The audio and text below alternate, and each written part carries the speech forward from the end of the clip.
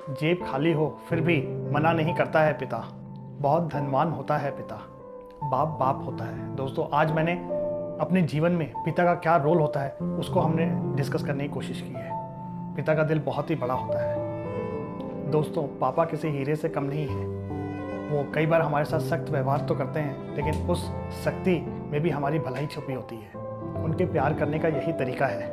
हर मुश्किल को पापा झेल जाते हैं, सारी उम्र जिम्मेदारियों का बोझ उठाते हैं और अपनी औलाद की खुशी के लिए पूरी ज़िंदगी कुर्बान कर देते हैं। एक छोटी सी कहानी है जिससे आप भी रिलेट कर पाओगे। एक लड़का है जो मेडिकल की तैयारी कर रहा है। उसके पापा हमेशा उसको एडवाइस करते रहते हैं कि बेटा फोकस करो, पढ़ाई पे फोकस करो, अच्छे से मेहनत करो, अपना पूरा 100% दो और एक अच्छा डॉक्टर बनो। लेकिन उसकी एक विश है।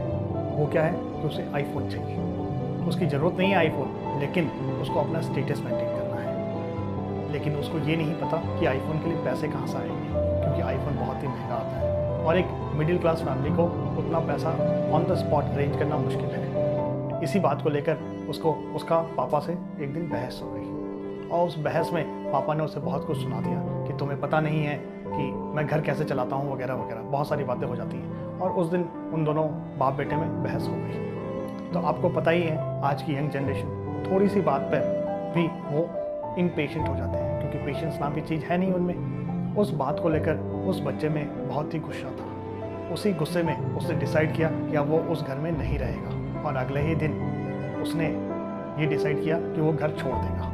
आनंद फानंद में जब वो घर से निकलने लगा तो उसको अपने पापा का पर्स दिखाई दिया। अब क्योंकि उसको माल तो चाहिए था, क्योंकि पैसे तो वो कमा नहीं रहा था, तो उसने पर्स को अपने पास रख लिया जिससे वो ज़रूरत पड़ने पे इस्तेमाल कर सके और घर से निकल पड़ा। चलते चलते काफ़ी दूर निकल गया और थोड़ी थकान हुई तो उसे लगा थोड़ा आराम कर लिया जाए। तो एक जगह पे वो आराम से बैठ गया। बैठते ही थोड़ा सा आराम मिलते ही उसे एहसास हुआ कि उसने आनंद फानंद में जूते तो पापा के पहन लिए और वो फटे हुए थे। उसका सोल टूटा हुआ था। प्यास लगी थी तो सोचा पापा के पर्स से पैसे लेके एक पानी की बोतल ले ली जाए और अपनी प्यास बुझाई जाए। लेकिन जब पर्स देखा तो उसमें सिर्फ 100-200 रुपये ही थे। ये देखकर उसको बहुत ही गुस्सा आया कि इतना बड़ा पर्स और इसमें सिर्फ पैसे कितने हैं, 100 और 200 रुपये, और बाकी पर्स कागज़ से भरा हुआ है। जब उसने पर्स को टटोला तो उसके हाथ एक कागज़ का टुकड़ा लगा, जिसे देखकर उसके होश उड़ गए। उस कागज़ के टुकड़े में उसके पापा के उधारी का हिसाब था, उनकी जिम्मेदारी का हिसाब था।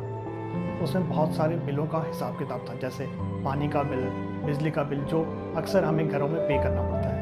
इसके अलावा एक चीज़ और उसमें खास बात थी, लैपटॉप का उधारी का बिल, जो उसे 6 महीने पहले दिलाया गया था, वो भी उधार के पैसे से। उस बच्चे को नहीं पता था कि ये लैपटॉप उस पापा ने अपने दोस्त से उधार लेकर उसके लिए लेकर आए हैं। लेकिन उस बिल में ये लिखा हुआ था 80,000 का लैपटॉप, उसमें से 40,000 की उधारी, जिसे वो अभी पे करना चाहते थे और पे करना है। ये वही लैपटॉप था जिसके लिए उसने बहुत जिद की थी।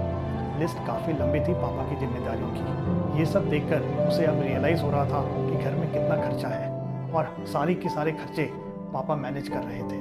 धीरे धीरे अब उसका गुस्सा शांत हो रहा था और पर्स टटोल ही रहा था कि उसमें एक अखबार का टुकड़ा मिला उसे, जो एक एडवर्टाइजमेंट था एक्सचेंज ऑफर का, जो कि हम अखबार में अक्सर देखते हैं, जिसमें पूरा आता है पुराना मोबाइल लाइए और नया ले जाइए।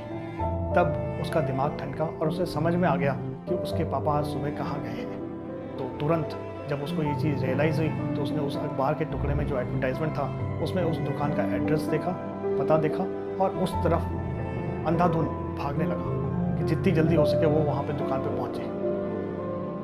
बिना रुके बिना थके ठोकरे खाते हुए जब वो उस दुकान पे पहुँचा तो वहाँ देखा कि उसके पिताजी दुकानदार से बात कर रहे हैं आईफोन को खरीदने के लिए। और वो वहाँ पहुँचते ही पापा के पाँव पकड़ लिए और कहा, पापा आज मुझे सब समझ में आ गया है, मुझे मेरी गलती का एहसास हो गया है, आप चलिए यहाँ से, मुझे आईफोन नहीं चाहिए। आज मैं बहुत बड़ा अपराध कर बैठता, मैंने आपका पर्स भी चुरा लिया था, लेकिन आज मैंने अगर आपका पर्स नहीं चुराया होता तो मुझे मेरी गलती का एहसास भी नहीं होता, आपकी जिम्मेदारियों का एहसास नहीं होता, मुझे आपकी इम्पोर्टेंस नहीं पता चलती। दोस्तों, अपनी लाइफ में ये ज़रूर याद रखना कि सबसे धनवान कौन होता है। जेब खाली हो फिर भी मना नहीं करता है पिता। बहुत धनवान होता है पिता। बिना उनकी उंगलियां पकड़े कहाँ कुछ हासिल होना है। साथ ना हो उनका तो ज़िंदगी में रोना ही रोना है। हमारे माँ बाप के आंखों में आंसू 2 बार ही आते हैं। एक तब जब बेटी घर छोड़ती है, दूसरा तब जब बेटा मुंह मोड़ता है। तो इस बात का ध्यान रखिए। वीडियो देखते रहिए, सुनते रहिए और शेयर जरूर करिए। Thank you.